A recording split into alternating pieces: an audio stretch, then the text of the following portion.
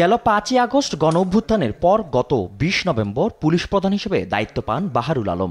দায়িত্ব গ্রহণের পর এই প্রথম আনুষ্ঠানিকভাবে পুলিশ সদর দপ্তরে সাংবাদিকদের মুখোমুখি হন তিনি। শুরুতেই জুলাই ছাত্র জনতার অভ্যুত্থানে যে সকল ছাত্র জনতা ও নিরীহ পুলিশ শহীদ হয়েছেন তাদের প্রতি সহানুভূতি প্রকাশ করেন আইজিপি বাহারুল আলম। ছাত্র জনতার আন্দোলনের মাধ্যমে আমরা এক নতুন বাংলাদেশ পেয়েছি। আমাদের সকলকে ঐক্যবদ্ধভাবে এই নতুন বাংলাদেশ বিনির্মাণে কাজ করতে হবে। এই আন্দোলনে সাধারণ মানুষ শহীদ হয়েছেন। এছাড়া কর্তব্য পালন করতে গিয়ে অনেক পুলিশ সদস্য প্রাণ দিয়েছেন। আমি তাদের সকলের বিদেহী আত্মার মাগফিরাত কামনা করছি। তাদের শোক সন্তপ্ত পরিবারের সদস্যদের প্রতি জানাচ্ছি গভীর সমবেদনা। যারা আহত হয়েছেন তাদের দ্রুত সুস্থতা কামনা করছি। এই সময় সাংবাদিকদের প্রশ্নের জবাবে তিনি বলেন, 5 আগস্টের পর অনেক মিথ্যা মামলা দিয়ে হয়রানি করা হচ্ছে, এমন অভিযোগ গুরুত্ব সহকারে তদন্ত করা হবে। মামলায় আসামিদের তদন্ত সাপেক্ষে গ্রেফতার করা হবে বলে জানান তিনি।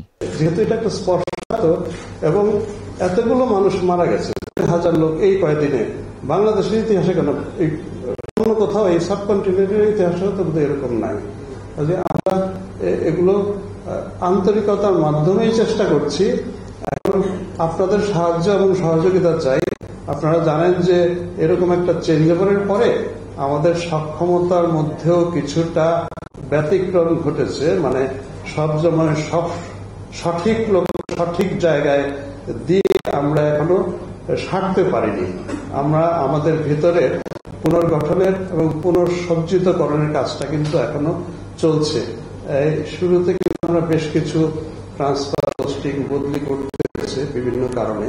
তো আমরা ওই জায়গাটায় সচেষ্ট আছি যে অন্তত একটা তদন্ত করতে পারেন যথাযথভাবে। এই সক্ষম লোকগুলোকে আলাদা করে বের করে তাদেরকে এই কাজে পুনরায় দায়িত্ব প্রদান করা। বাংলাদেশ পুলিশ সংস্কার কমিশনের মাধ্যমে জনবান্ধব পুলিশ বাহিনী গঠনে দেশের সবাইকে সহযোগিতার আহ্বান জানান নতুন এই পুলিশ প্রধান। আপনারা জানেন, বর্তমান সরকার রাষ্ট্রের বিভিন্ন ক্ষেত্রে সংস্কারের পাশাপাশি পুলিশ সংস্কারের উদ্যোগও গ্রহণ করেছে।